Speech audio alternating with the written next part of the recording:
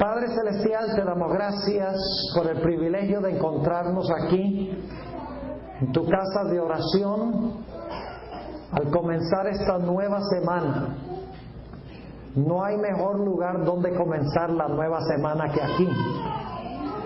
Pedimos, Padre, que al abrir tu santa palabra, que tu Espíritu Santo se manifieste en este lugar.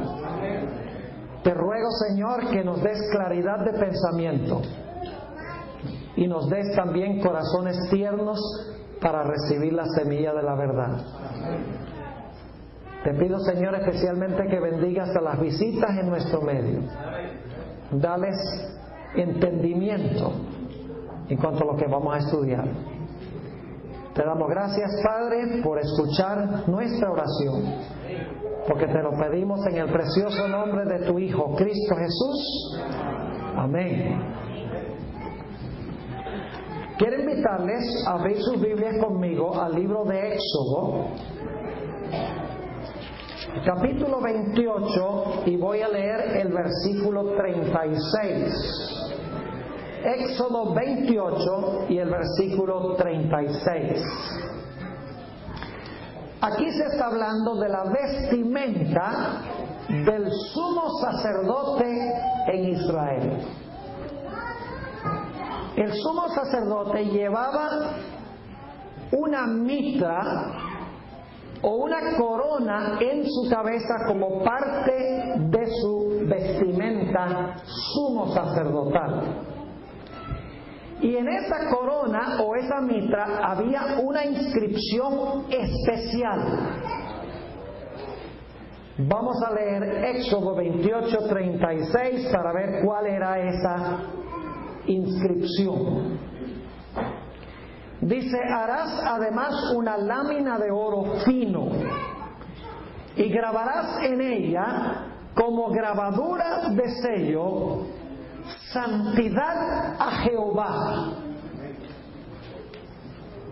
Santidad a Jehová.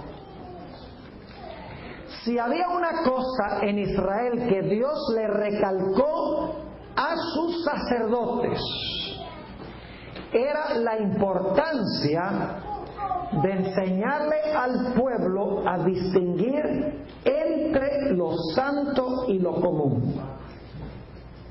De todas las tareas sacerdotales, esta era una de las más importantes: enseñarle al pueblo a distinguir entre lo santo y lo común. Quiero que notemos cómo se relata esto en el libro de Ezequiel, el capítulo 44 y el versículo 23. Ezequiel 44 y el versículo 23. Aquí Dios dice a sus sacerdotes cuál es una de sus grandes responsabilidades. Reza de la siguiente manera: y enseñarán a mi pueblo a hacer diferencia entre lo santo y lo profano. Profano es una palabra negativa en español, pero aquí la palabra profano significa entre lo que es santo y lo que es común.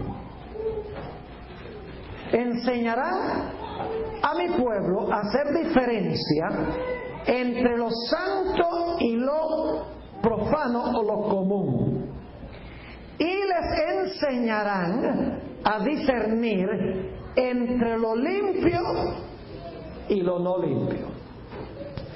Una de las grandes tareas de los sacerdotes era enseñarle al pueblo a distinguir entre lo santo y lo que era común de todos los días. La importancia de esto se halla en el hecho de que en Israel había dinero santo y dinero común. El dinero santo se llamaba diezmo, pero también había dinero común que la gente usaba para negociar. En Israel había vestidura santa y vestidura común. En Israel había días santos y días comunes. En Israel había lugares santos y lugares comunes. En Israel había música santa y música común. En Israel había ocasiones santas y ocasiones comunes. Inclusive en Israel había vocaciones santas y vocaciones comunes. Y una de las funciones de los sacerdotes era enseñarle al pueblo cómo distinguir entre lo que era santo o dedicado a Dios y lo que era común. Ahora esta noche vamos a estudiar una historia muy triste del Antiguo Testamento. Una historia que ilustra la importancia que le daba Dios a distinguir entre lo que es santo y lo que es común. Vamos a Levítico, el capítulo 9 y los versículos 23 y 24. Levítico 9, 23 y 24. Aquí está hablando del momento cuando se inauguró el servicio del santuario. Disculpe, la primera cita que usted dio, Ezequiel 44, 23. En Levítico 9, 23 y 24 encontramos la inauguración del santuario terrenal. Se lo colocaron varios sacrificios sobre el altar. Y vamos a encontrar que el pueblo oró. Y Dios llovió fuego del cielo. Y ese fuego consumió los holocaustos. Vamos a leerlo. Levítico 9, 23 y 24. Y entraron Moisés y Aarón en el tabernáculo de reunión, y salieron y bendijeron al pueblo, y la gloria de Jehová se apareció a todo el pueblo, y salió fuego de delante de Jehová. No olviden eso. ¿Salió qué? Fuego. ¿De dónde salió? De delante de Jehová, y consumió el holocausto con las grosuras sobre el altar. Y viéndolo todo el pueblo, alabaron y se postraron sobre sus rostros. Ese fuego que llovió Dios sobre ese altar era fuego santo, porque Dios lo llovió sobre el altar. Ahora queremos preguntarnos qué representaba este fuego que cayó sobre el sacrificio. En realidad el fuego representa en la Biblia el Espíritu Santo. ¿Ustedes recuerdan qué pasó en el día del Pentecostés? Cuando los discípulos estaban unánimes juntos y estaban orando a Dios, ¿qué sucedió? Cayó fuego, como lenguas de fuego. ¿Saben qué indicaban esas lenguas de fuego? Indicaban de que Jesús se había presentado delante de su Padre en el cielo y su Padre había aceptado su sacrificio.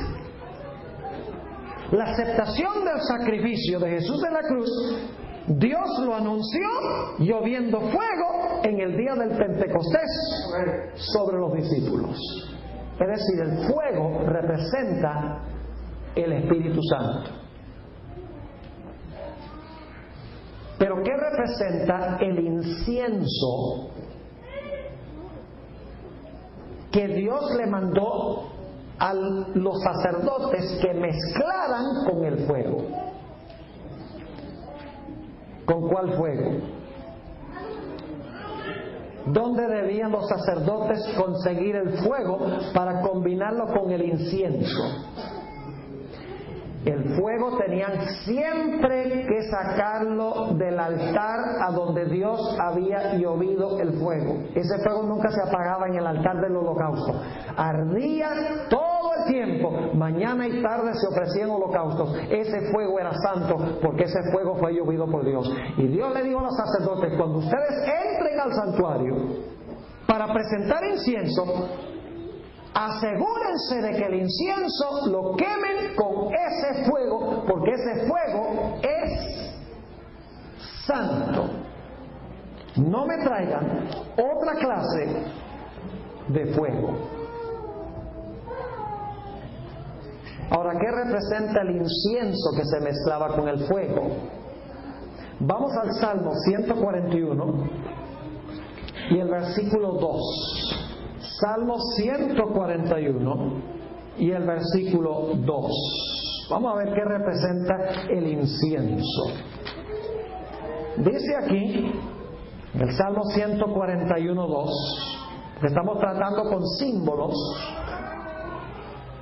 suba mi oración delante de ti como incienso. Súbeme ¿qué? Mi oración delante de ti como incienso. Escucha, oh Jehová, la voz de mis ruegos. ¿Qué representaba el incienso? La oración. ¿Y quién es? Aquellas personas que nos ayudan a orar. ¿Quién nos ayuda a orar? Ustedes conocen Romanos 8, donde dice que nosotros no sabemos qué pedir. Por eso el Espíritu Santo ayuda nuestras flaquezas y nos instruye qué orar. Es decir, el fuego es el Espíritu Santo y el incienso es la oración, y la oración es llevada al cielo por la obra del Espíritu Santo. Nos enseña qué orar. Notemos un par de textos más sobre el incienso. Vayan conmigo a Apocalipsis 8 y el versículo 3. Apocalipsis, el capítulo 8 y el versículo 3. Habla también del incienso y dice lo siguiente: otro ángel vino entonces y se paró ante el altar, este es el altar de incienso, con un incensario de oro, y se le dio mucho incienso para añadirlo ¿a qué? A las oraciones de todos los santos sobre el altar de oro que estaba delante del trono. Nuevamente, el incienso se relaciona ¿con qué? Con la oración. Y claro, el incienso, para que el incienso suba hay que prenderle fuego. El Espíritu Santo nos enseña que orar y oramos. Nuestras oraciones van combinadas con la obra del fuego, que es del Espíritu Santo. Un texto más sobre el incienso, Lucas, el capítulo 1, y vamos a leer el versículo 8 hasta el versículo 10. Lucas 1 y el versículo 8 hasta el versículo 10. Aquí está oficiando Zacarías, el padre de Juan el Bautista, quien era sacerdote. Y dice en el versículo 8: aconteció que ejerciendo Zacarías el sacerdocio delante de Dios, según el orden de su clase, conforme a la costumbre del sacerdocio, le tocó en suerte ofrecer el incienso entrando en el santuario del Señor. Es decir, el sacerdote Zacarías está en el santuario, en el lugar santo, en el altar, ofreciendo incienso. ¿Y qué está haciendo el pueblo? Versículo 10: y toda la multitud del pueblo estaba fuera orando a la hora del incienso. ¿Están captando? La oración se relaciona con el incienso y el fuego representa el Espíritu Santo. Pero hay un punto muy importante, y es que Dios dijo que cuando los sacerdotes ofrecieran el incienso, tenía que ser con el fuego santo de ese altar, el fuego que Dios había llovido, porque ese fuego era santo. Dios le dijo: no me traigan ningún otro fuego. El incienso, la oración, tienen que combinarlo con el fuego santo. Ahora, en el capítulo 10 de Levítico, enseguida después de lo que leímos, se encuentra la historia de dos hijos de Aarón. Se llamaban Nadab y Abiú. Vamos a estudiar la triste historia para que ustedes vean la importancia que le pone a Dios a distinguir lo santo de lo común. Muy importante. Levítico 10 y el versículo 1. Nadab y Abiú, hijos de Aarón, tomaron cada uno su incensario y pusieron en ellos fuego, sobre el cual pusieron incienso. ¿Qué representa el incienso? La oración. ¿Trajeron el incienso correcto?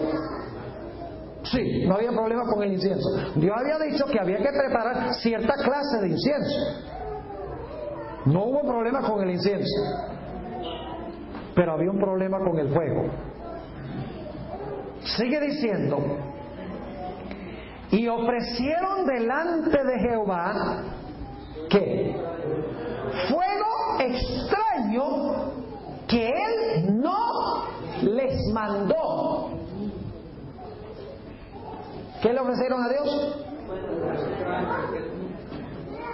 Ahora, yo no sé de dónde ellos sacaron ese fuego. No creo que haya sido un fósforo, porque en ese tiempo no había fósforos. Posiblemente haya sido de la cocina donde preparaban los alimentos. El caso es que el fuego que ellos trajeron no era el fuego santo del altar, sino que era un fuego común. Fuego extraño es un fuego común. Un fuego que no era el fuego que Dios había llovido sobre el altar. Ahora yo pregunto, si ustedes hubieran visto el fuego sobre el altar y hubieran mirado el fuego que ellos usaron, si lo hubieran visto, ¿creen que el fuego se hubiera parecido, los dos fuegos? Sí. Si le hubieran metido el dedo a los dos fuegos, igual se quema. Si hubieran podido analizar las propiedades químicas del fuego, ¿hubieran sido las mismas propiedades químicas? Claro que sí. Al fin y al cabo, fuego es fuego.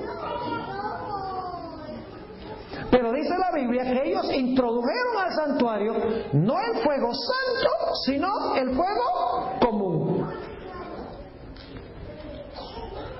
Y claro, ustedes saben qué fue lo que pasó. Dicho sea de paso, ellos sabían cuál fuego debían traer. Dice fuego que Dios no les mandó. Si ofrecieron fuego que Dios no les mandó, ellos sabían cuál era el fuego que Dios mandó. Sabían. Es decir, esto lo hicieron a sabiendas. Ofrecieron fuego común como si fuera santo. Desobedecieron abiertamente lo que Dios claramente había revelado en cuanto a la distinción de lo santo de lo común. Y cuando entraron al santuario, Dios dijo: muchachos, no interesa, fuego es fuego. ¿Eso fue lo que pasó?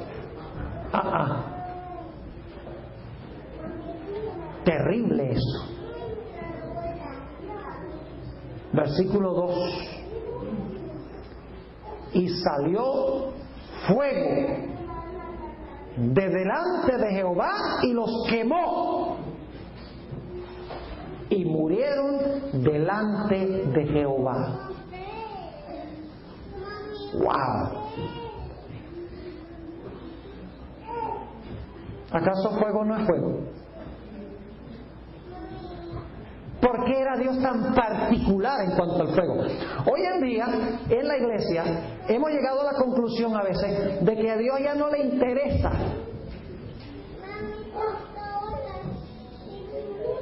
que distingamos entre los música santa, música común, ritmo santo, porque hay un ritmo en la música, y ritmo común. Vestimenta santa para venir a la iglesia, vestimenta común. Dinero santo, dinero común. Como que ya hemos llegado a la conclusión de que Dios ya cambió. O sea, ya no hay que preocuparse por distinguir lo santo de lo común. En ese caso, entonces, Dios ha tenido una conversión. Dios ha cambiado. Mire, si Dios acepta hoy lo común como si fuera santo, va a tener que pedirle perdón a Nadab y Abiú. Dios es particular cuando se trata de lo santo. Si no lo creen, Dios había dicho a los sacerdotes también: no me toquen el arca. No me toquen el arca. Y un sacerdote con el nombre de Usa, era levita, no era sacerdote, un levita, Usa. Los levitas cargaban el arca en varas. Cuando estaba regresando el arca a Jerusalén y estaba subiendo por una cuesta, parecía que el arca se iba a caer de la carreta. Y por lo tanto Usa extendió la mano para sostener el arca del pacto para que no se cayera. Y dice la Biblia que cayó muerto en el acto. ¡Wow! Impresionante. ¿O recuerdan la historia de Eliseo, el profeta, el santo profeta de Dios?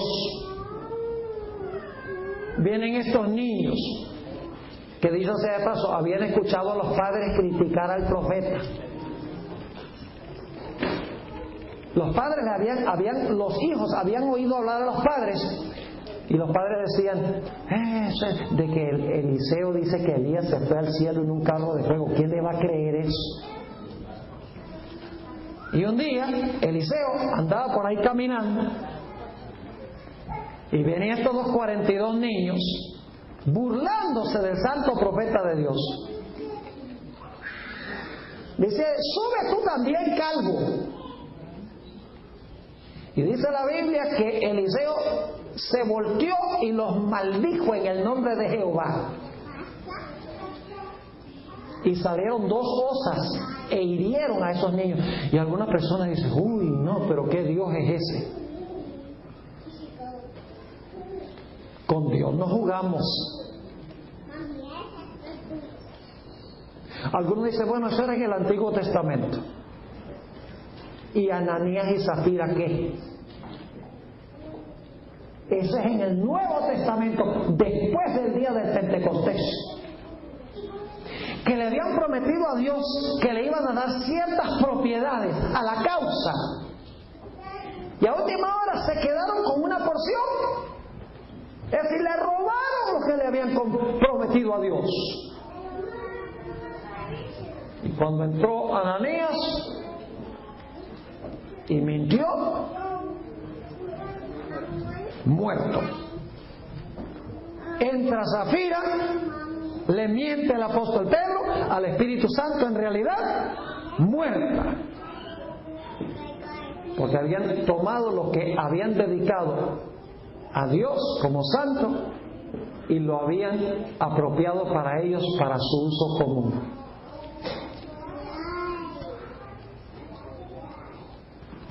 Dios es particular cuando se trata de lo santo, muy particular. Ahora, ¿saben ustedes que según la Biblia, cuando nosotros oramos a Dios en desobediencia, Dios no escucha nuestras oraciones? Yo pregunto, ¿estaban Nadab y Abiú presentando el incienso en desobediencia? ¿Sí o no? Claro que sí. Vayan conmigo a Proverbios 28 y el versículo 9. Proverbios 28 y el versículo 9. Un texto que todos conocemos muy bien, indudablemente. Dice aquí el sabio Salomón: el que aparta su oído para no oír ¿qué? La ley, su oración también es abominable. Vamos al Salmo 66 y el versículo 18. Salmo 66 y el versículo 18. Aquí el salmista concuerda con lo que dice Salomón en el texto que leímos de Proverbios. Salmo 66 y el versículo 18 dice: si en mi corazón hubiese yo mirado a la iniquidad, el Señor no me habría escuchado. Pregunta: ¿estaban presentando Nadab y Abiú el incienso en desobediencia? Sí. ¿Cómo considera Dios las oraciones de las personas que le presentan la oración en desobediencia a su clara, revelada voluntad? Esas oraciones no pasan del techo. Ahora queremos volver a la historia de Nadab y Abiú. Vuelvan otra vez a Levítico, el capítulo 10. Uno diría que cuando estos dos muchachos fueron destruidos por la gloria de Jehová, por tomar lo común y presentarlo como si fuera santo. Ese es el principio. Agarraron fuego común y lo presentaron a Dios como si fuera santo. Uno hubiera pensado que cuando esos muchachos murieron, había que declarar en Israel luto y duelo, y la gente debía llorar por lo que había pasado. Dios, en los textos que vamos a leer, le dijo al pueblo: ni se les ocurra llorar a estos muchachos. No sea que la gente crea que ustedes están simpatizando con ellos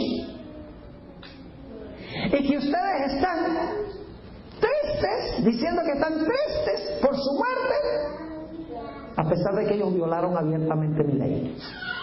No lo lloren. Y esto suena todo muy drástico,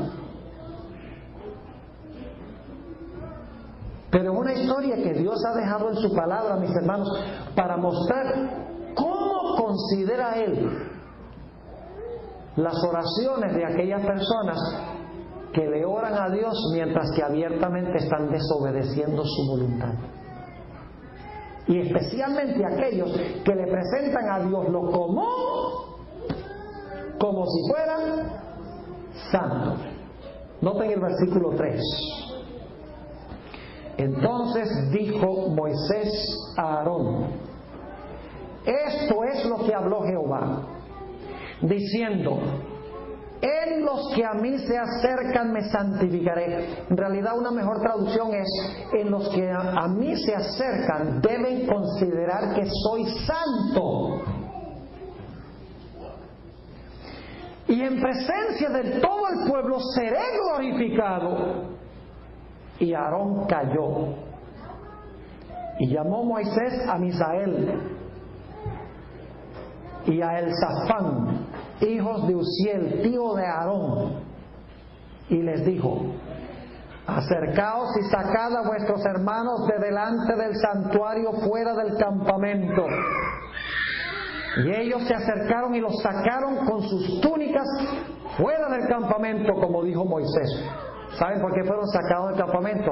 Cuando una persona en Israel cometía pecado con la mano alzada contra Dios, un pecado a sabiendas, en contra de la voluntad claramente revelada de Dios, la persona era sacada del campamento y moría fuera del campamento. Es decir, morir fuera del campamento significaba estar perdido, desterrado, cortado del medio del pueblo de Israel.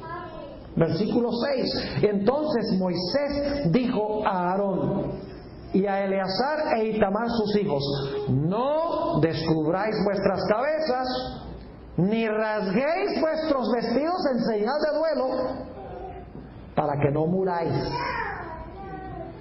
ni se levante la ira sobre toda la congregación, pero vuestros hermanos, toda la casa de Israel, se lamentarán por el incendio que Jehová ha hecho. Es decir, lamentense de que Dios tuvo que hacer esto, porque estos muchachos presentaron lo común como si fuera santo.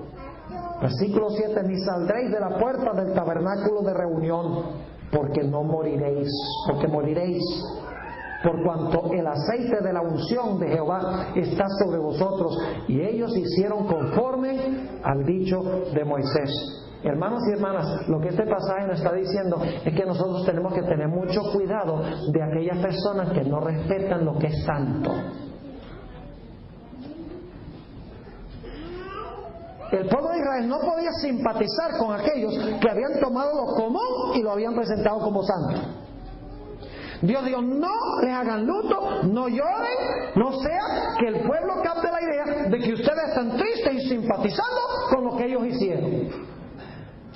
¿Me estoy explicando?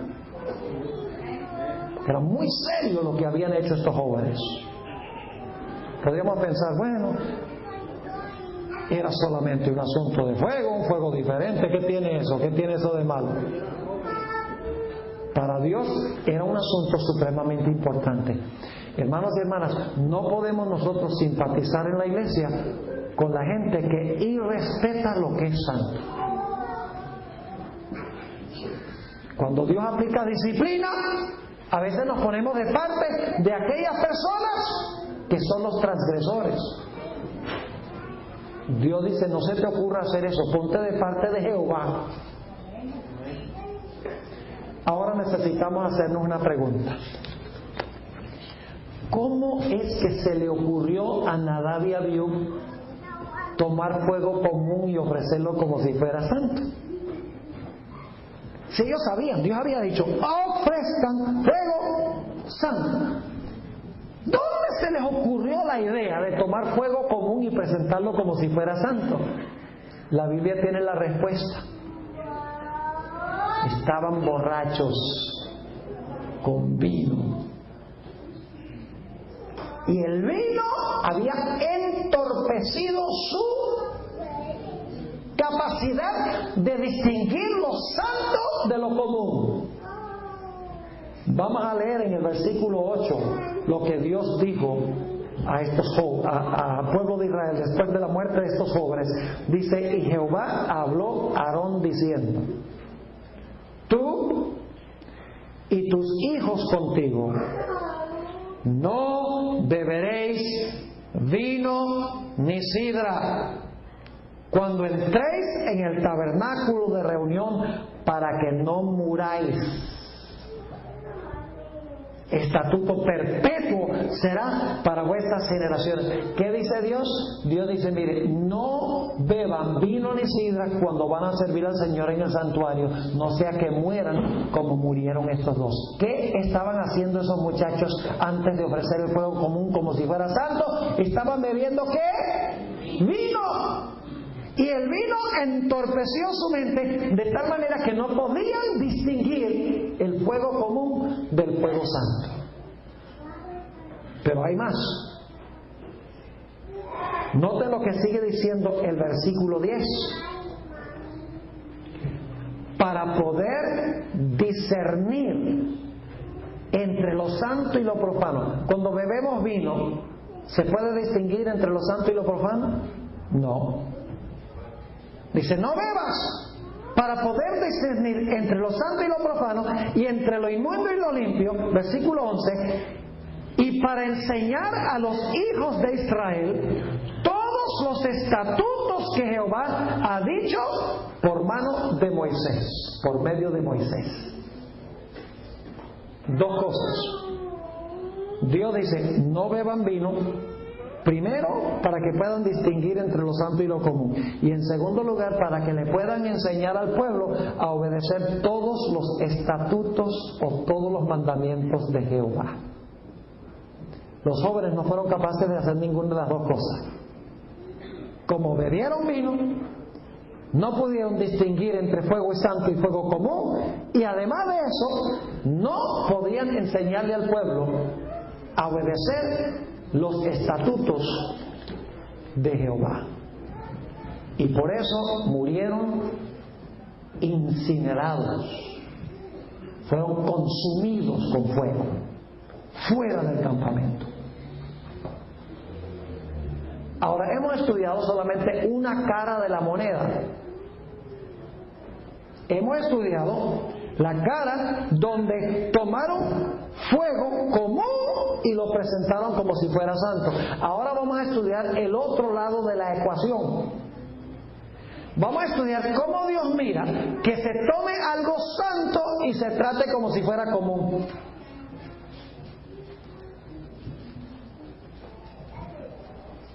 Vayan conmigo a Daniel el capítulo 5. Daniel el capítulo 5.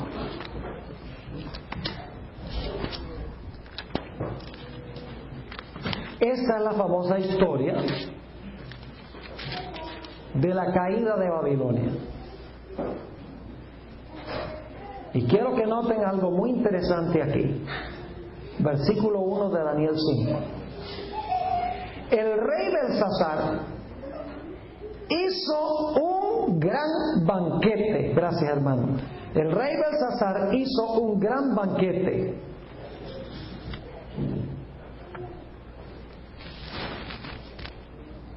a 1000 de sus príncipes, y en presencia de los 1000, ¿qué hacía? Bebía vino. Versículo 2. Belsasar, con el gusto del vino, noten, Belsasar con el gusto del vino. ¿Tiene algo que ver el vino con lo que va a hacer ahora? Sí. Belsasar, con el gusto del vino, mandó que trajesen los vasos de oro y de plata que Nabucodonosor, su padre, había traído del templo de Jerusalén. ¿Qué clase de vasos eran esos? Santos, porque eran usados en el servicio del templo. Y Belsasar toma esos vasos santos y ahora les va a dar un uso común. Sigue diciendo, Belsasar, con el gusto del vino, mandó que trajesen los vasos de oro y de plata que Nabucodonosor, su padre, había traído del templo de Jerusalén, para que bebiesen en ellos el rey y sus grandes, sus mujeres y sus concubinas. Y ahora escuchen esto. Entonces fueron traídos los vasos de oro que habían traído del templo de la casa de Dios, que estaba en Jerusalén, y bebieron en ellos el rey y sus príncipes, sus mujeres y sus concubinas. ¿Por qué fue que usó vasos santos y los trató como si fueran comunes? Porque estaba ¿qué? Borracho. No fue capaz de distinguir vasos santos de vasos comunes y corrientes. Y alguno podría decir, pero pastor Belsasar no sabía. Que no sabía. Más adelante, cuando aparece la escritura en la pared, la mano, el dedo escribiendo allí, que no dice la Biblia que fue el dedo de Dios, dice que fue el dedo de uno de los vigías, es decir, el dedo de uno de los ángeles. Escribió sobre la pared Mene Mene Tekel Uparsin, y Belsasar no podía entender qué significaba eso. Por lo tanto mandó a llamar a los magos, los astrólogos, los adivinos. Dijeron, por favor, interpreten esto. Y ellos dijeron, no sabemos qué significa eso. Y entonces la reina, la madre reina, dice, yo conozco un hombre que en tiempos de Nabucodonosor, tu abuelo, era un experto en interpretar sueños. Se llamaba Daniel. Y Belsasar dice, ¡ay! Y Belsasar le dice: si tú me interpretas esa escritura, yo te voy a hacer el tercero en el reino, porque el padre de Belsasar era el rey de Babilonia y su hijo reinaba con él, así que Daniel iba a ser el tercer gobernante del reino. Y cuando traen a Daniel, Belsasar le ofrece regalos y Daniel dice: esas cosas crezcan contigo, no quiero nada de eso. Y le dice: te voy a decir lo que significa ese sueño, o esa escritura, mejor dicho, en la pared. Significa el hecho de que Dios te va a quitar el reino y le va a dar el reino a los medos y los persas. Y entonces Daniel va hacia atrás y empieza a contarle la historia de su abuelo Nabucodonosor. Le dice: Nabucodonosor era un gran rey, pero cuando se enorgulleció, Dios lo mandó a comer hierba por 7 años. Después de 7 años volvió en sí y le dio honra y gloria al Dios del cielo. Y luego le dice Daniel a Belsasar, le dice: y tú mandaste a traer los vasos sagrados del templo sabiendo todo esto. Lo sabías que estos vasos son santos, porque los trajo Nabucodonosor, tu abuelo. Tú lo sabías. Pero ¿qué problema tenía Belsasar? Belsasar estaba ¿qué? Ebrio, que no le permitió distinguir lo santo de lo común. Vamos al versículo 4 de Daniel 5. Bebieron vino, y piense ahora que beben vino y entonces ahora practican falsa adoración e idolatría. Cuando se bebe vino y no se distingue lo santo de lo común, ¿en qué cae la gente? En falsa adoración y en idolatría. No sé si estás empezando a captar alguna relación con el libro de Apocalipsis.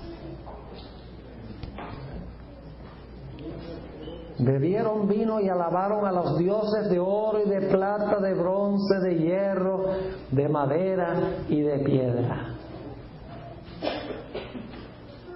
Es decir, que lo que están haciendo no solamente está irrespetando lo santo, está tratando lo santo como si fuera común, sino que eso, como resultado del vino, lo ha llevado a practicar falsa adoración e idolatría.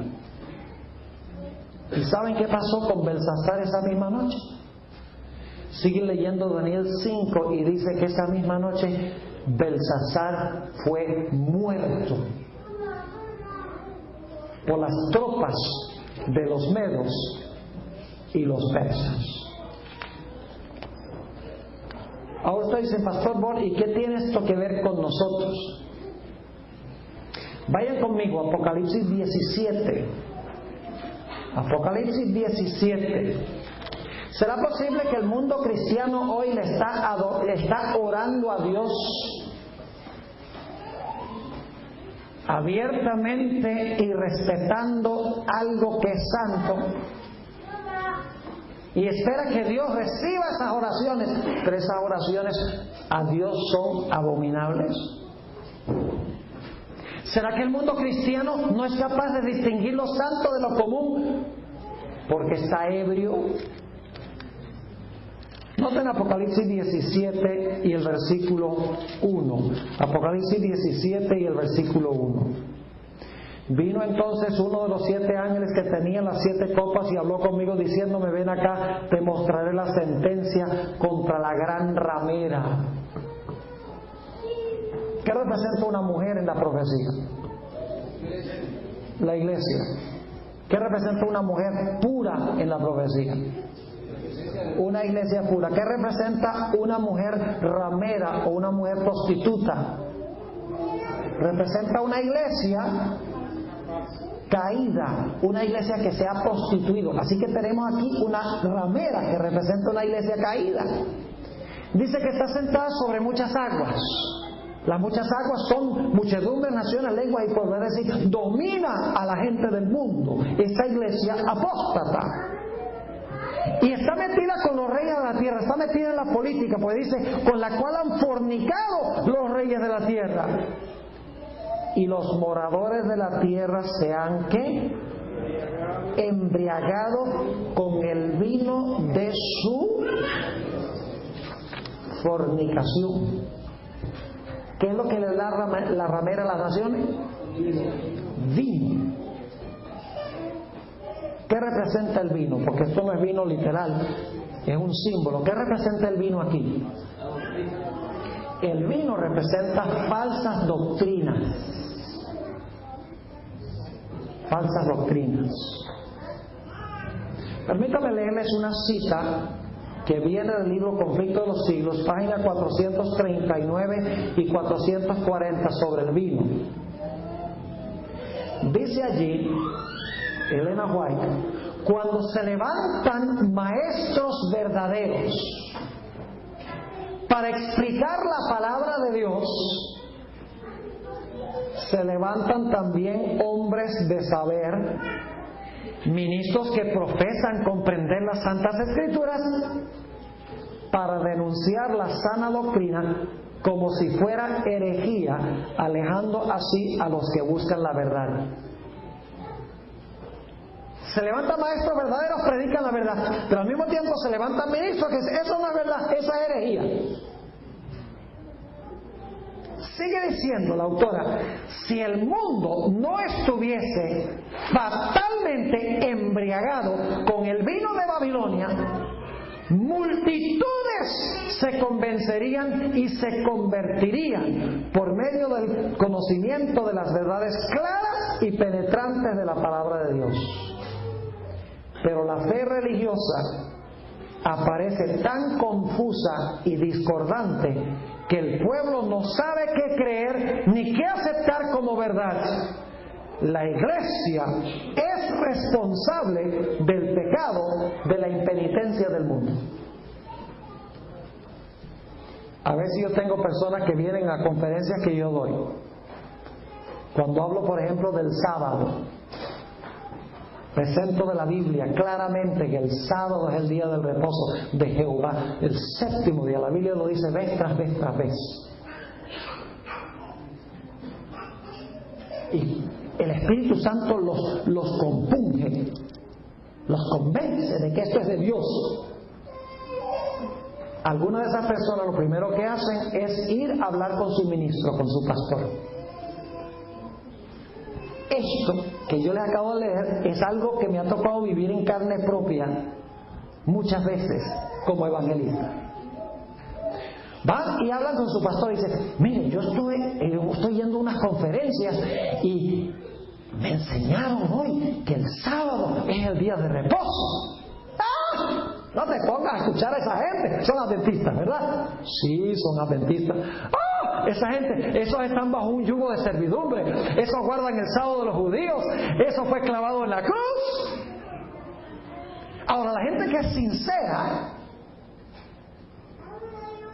oyen eso y dicen, no, yo voy a chequear esto en la Biblia por mí mismo. Pero muchas personas no vuelven a las conferencias porque están embriagados con el vino de Babilonia y no les permite distinguir lo santo de lo común. ¿Me están entendiendo lo que estoy diciendo? Vez tras vez me ha tocado vivir esto. Yo contaba la historia hoy en la otra iglesia, la iglesia Harrison, de una alumna que vino a visitarme en Argentina después que yo prediqué un tema sobre la ramera de Apocalipsis 17. Presenté todas las características que da Apocalipsis 17 de la ramera, pero nunca mencioné a cuál iglesia se aplicaba. Había como 10 características. La siguiente mañana vino esta alumna, catequista de la Iglesia Católica, y me dijo, pastor, quiero decirle que anoche en su predicación usted me ofendió. Yo le dije, ¿verdad? ¿Y eso por qué? Dice, porque usted habló mal de mi iglesia. Y yo la miré y le dije, pero francamente, yo no me acuerdo haber mencionado el nombre de ninguna iglesia. Dice, no fue necesario, con las puras características sabía de cuál iglesia estaba hablando. Y la miré y le dije, pues si tú misma pudiste ver las características y identificar a la iglesia sin que yo te dijera quién era, entonces esa es la iglesia.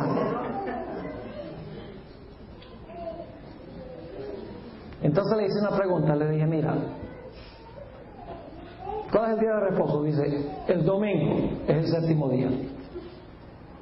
¿El domingo es el séptimo día? Sí, el domingo es el séptimo día, el sábado. Le dije, pero me perdonas, pero déjame buscarte en la Biblia. Y fui a Lucas 23 y demostré que Jesús murió el día de preparación, reposó el sábado conforme al mandamiento y resucitó el primer día de la semana. Le dije, fíjate que el domingo no es el séptimo, sino el primero.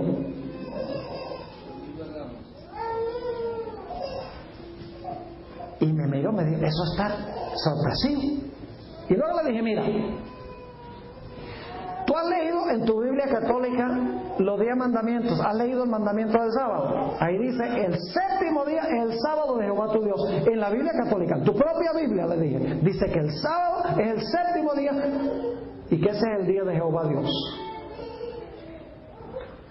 Pero ¿qué día guarda la iglesia tuya? Dice, bueno, el domingo. Entonces yo le dije, bueno, el Papa, en ese tiempo era Juan Pablo II. Juan Pablo II dice que hay que guardar el domingo en honor a la resurrección. En el cuarto mandamiento de tu propia Biblia, la Biblia católica dice que el séptimo día es el sábado y que hay que guardar el sábado. ¿A quién le creemos? ¿A la Biblia o al Papa? Y me miró y me dijo, pastor, estoy confundida, voy a tener que ir a hablar con mi sacerdote.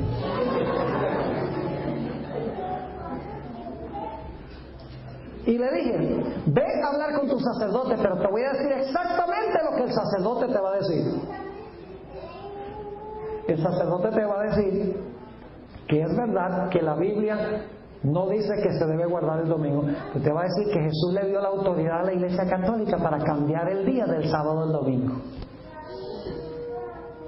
Y le dije, ¿qué hombre tiene la autoridad de cambiar un mandamiento que fue escrito con el dedo de Dios?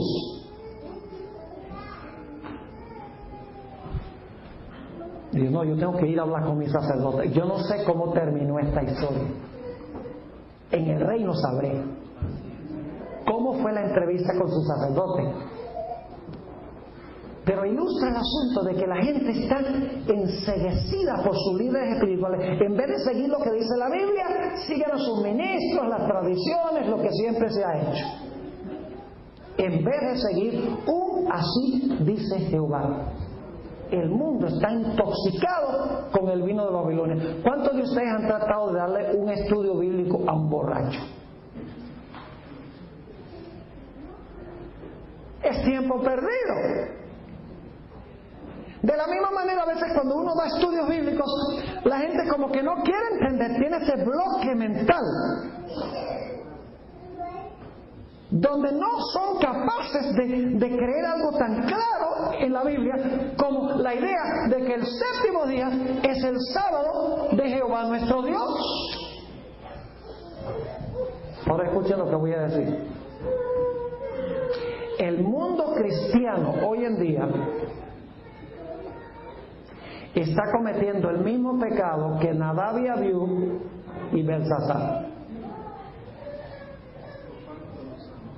Y ustedes dicen, ¿cómo así, pastor?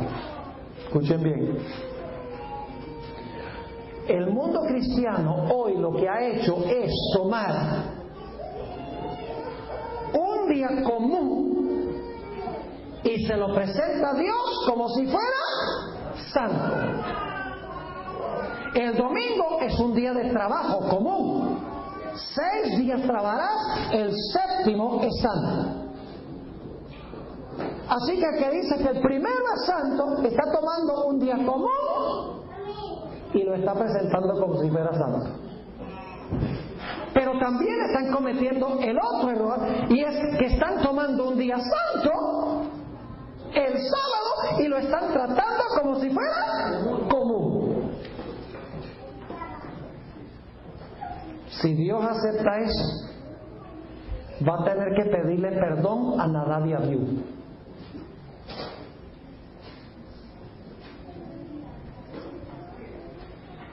Ahora hablemos un poquito más estrechamente de este asunto.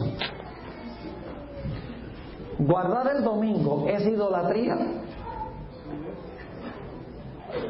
No, pastor, guardar el domingo, el día del sol, eso no es idolatría. Vamos a mirarlo desde esta perspectiva. ¿Quién creó el sol? Dios. ¿Lo creó para la adoración? No. Entonces, ¿qué pasa si usted lo convierte en un objeto de adoración? ¿Cómo se llama eso? Idolatría. ¿Quién creó el primer día de la semana? Dios. ¿Lo creó para la adoración? Entonces, ¿qué pasa si usted lo convierte en un día de adoración?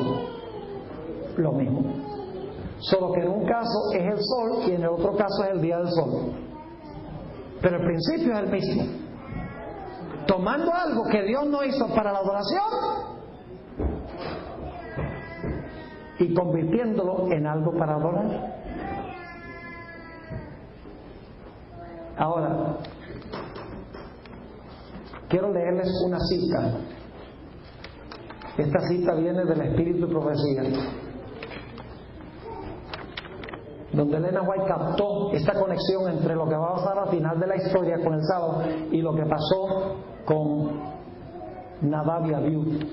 Dice ella lo siguiente: aquellos que ignoran el sábado del Señor y santifican el primer día de la semana le ofrecen fuego extraño a Dios.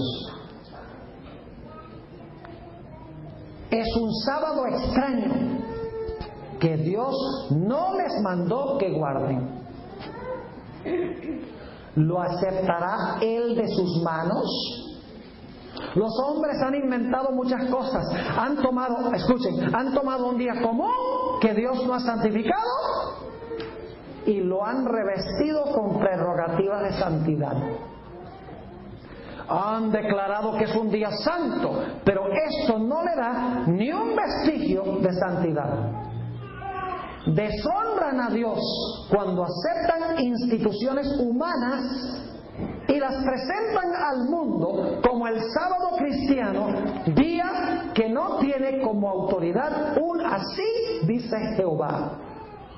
Así como Nadab y Abiú le ofrecen a Dios lo común en lugar de lo santo. Ahora, necesito hacer una aclaración. Hay muchos cristianos sinceros que aman a Dios, que no conocen este asunto del sábado. Son sinceros. Cuando oran a Dios, Dios contesta sus oraciones, aunque están guardando el domingo, porque no conocen nada mejor. Pero cuando una persona conoce que el sábado es el día de reposo e insiste en continuar observando el primer día de la semana, día que no es santo, en ese momento la oración que se eleva en desobediencia a Dios es una ¿qué? Una abominación a Jehová. Ahora quiero hablar un poquito de nosotros. Ya hemos hablado en cuanto al sábado, los que no son adventistas, etcétera, los que no observan el día. Ahora quiero hablar un poquito para concluir en cuanto a nosotros. Saben que hoy en día nosotros estamos preparando el marco, estamos preparándonos ya sea para recibir el sello de Dios o la marca de la bestia, los que pertenecemos a la iglesia. Escuchen bien lo que les voy a decir. Hablemos en primer lugar del asunto del diezmo. ¿El diezmo es santo? ¿Cuántos creen que el diezmo es santo? Levanta la mano. 10. ¿Cuánto del diezmo? 9%. 10% del diezmo es santo.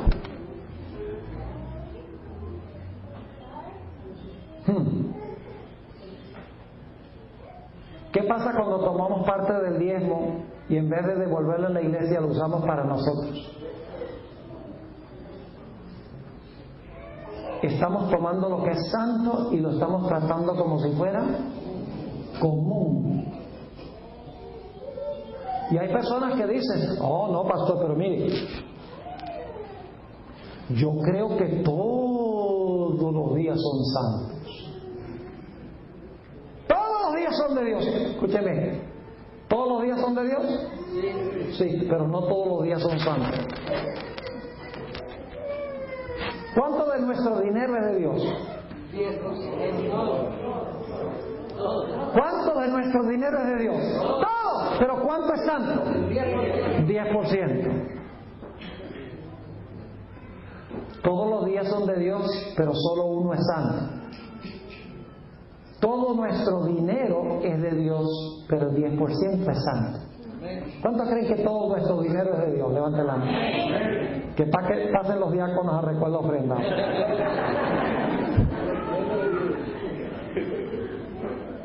Vamos a otro punto. ¿Cómo creen ustedes que se siente Dios cuando nosotros tomamos música común y se la presentamos a Dios como si fuera santa? Ritmos mundanos, música mundana, y le ponemos letra santa. ¿Cómo creen ustedes que se siente Dios cuando venimos a su santo templo con la ropa común de todos los días? ¿Cómo creen ustedes que se siente Dios cuando nosotros en su santo sábado hablamos nuestras propias palabras y de nuestros propios negocios?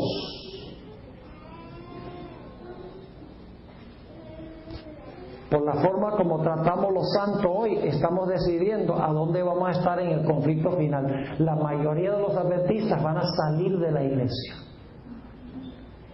porque no han aprendido a distinguir entre lo santo y lo común, porque no han aprendido a respetar a Dios y a respetar los medios que Dios ha establecido para adorarle en espíritu y en verdad, como Él espera que se le adore. Es tiempo, mis hermanos y hermanas, de que haya una gran reforma en la iglesia adventista.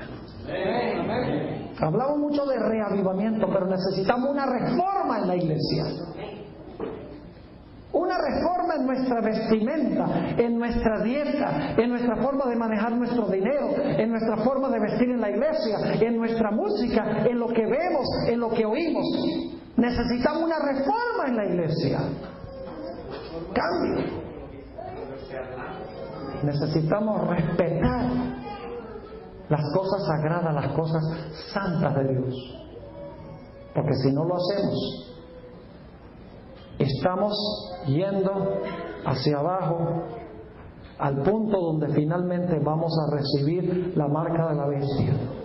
La sierva de Dios dice que paso por paso aquellos que se van acercando e identificando con el mundo finalmente tomarán el molde del mundo y apostatarán. Si puedo mencionar un asunto más, sin que me apedree, lo voy a mencionar. El asunto de la ordenación de mujeres como pastoras. Escuchen bien. Hemos permitido hoy que el movimiento feminista determine lo que nosotros hacemos en la iglesia.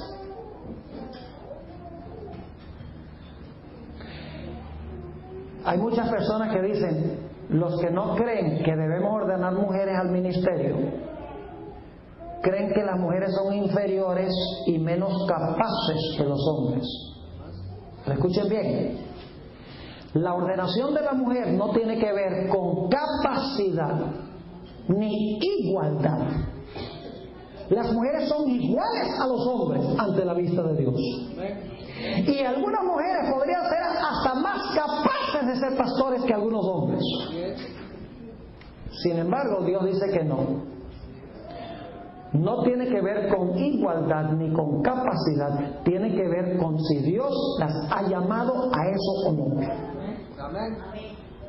Tiene que ver con vocación y llamado. Y hay de nosotros, si nosotros decimos, vamos a ordenar mujeres al ministerio sagrado, a esa vocación, cuando Dios ha dicho otra cosa. Hay una historia bíblica que ilustra eso. La historia de Coré, Datán y Abirán. ¿Conocen esa historia? Vinieron a quejarse a Moisés y le dijeron a Moisés, ¿qué te hace pensar a ti que solamente tú puedes ser líder en Israel y solamente Aarón y su familia pueden ser sacerdotes? Nosotros también podemos ser sacerdotes. Eran levitas.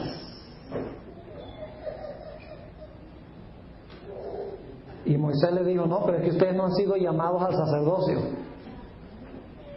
Y dijeron, sí, pero nosotros somos igual de capaces, no somos inferiores a la casa de Aarón.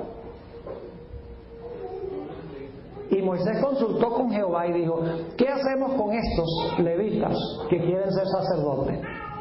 Cuando Dios no ha escogido que sean sacerdotes. Yo pregunto, ¿eran iguales? ¿Estaban en un nivel de igualdad ante Dios? Claro que sí. ¿Creen que estos hombres podrían haber aprendido a ser buenos sacerdotes? ¿Hubieran podido desarrollar la capacidad? Claro que sí, no cabe duda alguna. Pero quedaban descartados. ¿Por qué? Porque Dios no los había llamado a esa vocación. Y Dios le dijo a Moisés, mira, muy sencillo. Diles que vengan mañana al santuario con sus incensarios para ejercer la obra del sacerdocio. Y si se los traga la tierra, van a saber si yo acepto o no esto. Y el siguiente día llegan los 250 con sus incensarios. Nosotros vamos a ocupar el puesto de sacerdotes. Y dice la Biblia que la tierra se abrió y se los tragó. Y el pueblo de Israel empezó a quejarse de, ¿por qué mataste a estos? Y Dios, ¿ustedes también? Y se abrió la tierra y se los tragó a ellos también. Son las historias que no nos gusta estudiar de la Biblia. Nos gustan las parábolas, los evangelios. Pero estas historias no, eso es obsoleto, eso es Antiguo Testamento, ese es el Dios de justicia. Nosotros servimos un Dios de amor, es el mismo Dios. Dios es amor y es justicia, y Dios espera respeto de nuestra parte. Respeto por amor, pero igual respeto. ¿Cómo creen ustedes que considera Dios cuando las mujeres pelean por ocupar una vocación para la cual Dios no las ha llamado? Es el mismo pecado, mis hermanos y hermanas. En eso también necesitamos una reforma en la Iglesia Adventista. Tenemos que obedecer y cumplir las cosas como Dios las ha establecido, no como nosotros queremos. Nos hemos emborrachado tanto con el vino del mundo que ya no somos capaces de distinguir lo santo de lo común. No, puedes venir a la iglesia como quieras. Dios no le interesa si vienes en chores o pantalones o who cares. Dios mira nada más el corazón. Mi Biblia dice, por sus frutos los conoceréis. La Biblia no dice, por el corazón del árbol sabrás. Por el fruto sabrás. El exterior dice mucho en cuanto al interior de la persona. Así que mis hermanos y hermanas, al concluir esta vigilia que estamos celebrando esta noche, yo oro a Dios que nosotros estemos dispuestos de seguir las pautas que Dios ha establecido. No extraviarnos a diestra ni a siniestra de lo que Dios ha colocado en su palabra. Que podamos respetar la diferencia entre lo santo y lo común. Que el sábado sea en realidad un día santo. Y termino con esta historia. Saben, hace unas 3 semanas tuve el privilegio de predicar en un congreso de jóvenes y jóvenes adultos en el campamento de la Conferencia del Sureste de California. Había más de 500 jóvenes y jóvenes adultos allí.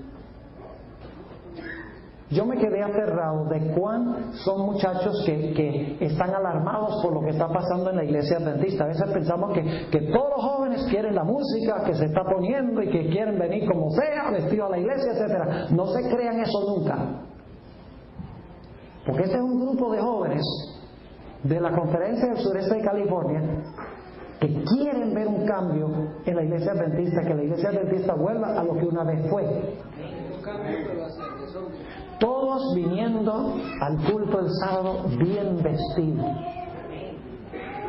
cantando himnos con piano. El himno tema era Siervo de Dios, la trompeta tocar. No solo eso, sino que yo me arrimé a ellos en el comedor cuando estábamos almorzando el sábado. Me arrimé para escuchar algunas de sus conversaciones. Sin excepción, toda la conversación era sagrada, santa, de la obra misionera, de sus iglesias, etc. Yo me quedé aterrado de que un grupo de jóvenes y jóvenes adultos pudieran hablar el sábado solo de cosas sagradas. Y es un movimiento, mis apreciados hermanos y hermanas, mundial. Hay una organización en los Estados Unidos que se llama GYC, General Youth Conference. Ahora le cambiaron el nombre, se llama Generation of Youth for Christ. Cada año tienen una convención. El año pasado fue en Baltimore, había más de 5,000 jóvenes. Este año en Minneapolis están esperando 7,000 de todo Norteamérica. Jóvenes que quieren vivir de acuerdo al mensaje adventista, predicarlo, vivirlo. Yo veo un gran reavivamiento que se está realizando en la iglesia. Los jóvenes se van a levantar y nos van a dejar en el polvo. Y yo le doy gracias a Dios de que yo estoy viendo esas señales en la iglesia. Porque los mejores días de la iglesia adventista están por delante, no atrás. La juventud es la que va a terminar la obra, y por eso el diablo ha llamado a los jóvenes a distraerse en tantas cosas: la música, el cine, el entretenimiento, todas esas cosas, la moda. Porque el diablo sabe que ellos tienen toda la energía para terminar la obra de Dios. Y yo todos los días oro al Señor de que Dios escude a los jóvenes y bendiga a los jóvenes para que ellos puedan mantener en alto las normas y puedan finalmente ser instrumentos en las manos de Dios para la terminación de la obra. Y yo oro a Dios de que eso sea la realidad de aquí en la iglesia de Plainfield también.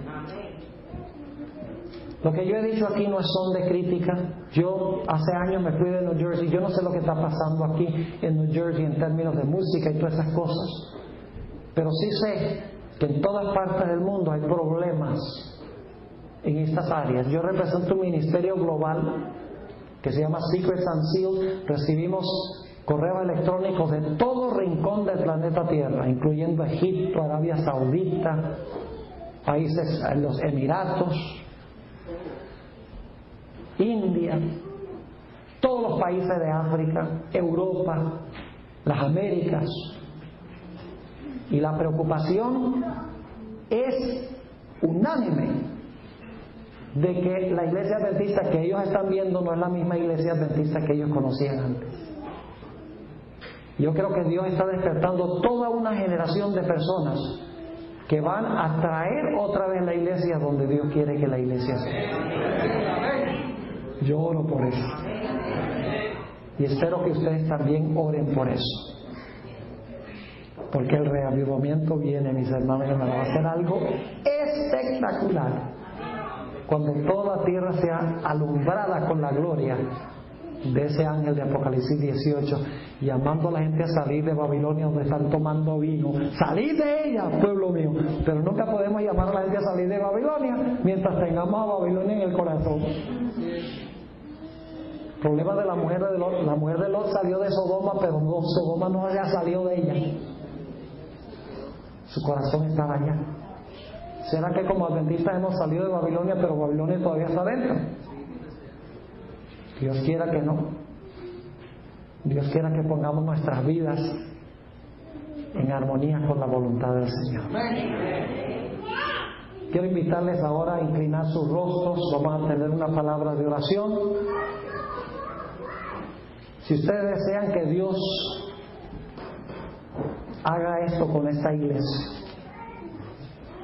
yo voy a pedirles que se pongan de rodillas. Vamos a hacer una oración de rodillas. Vamos a inclinarnos ante Dios.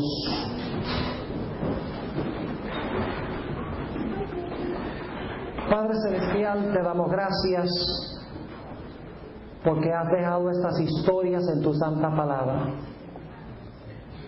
No son las historias que nos gusta leer especialmente, pero las has dejado con un fin muy especial, y es mostrarnos la importancia, Señor, de respetar lo que es santo.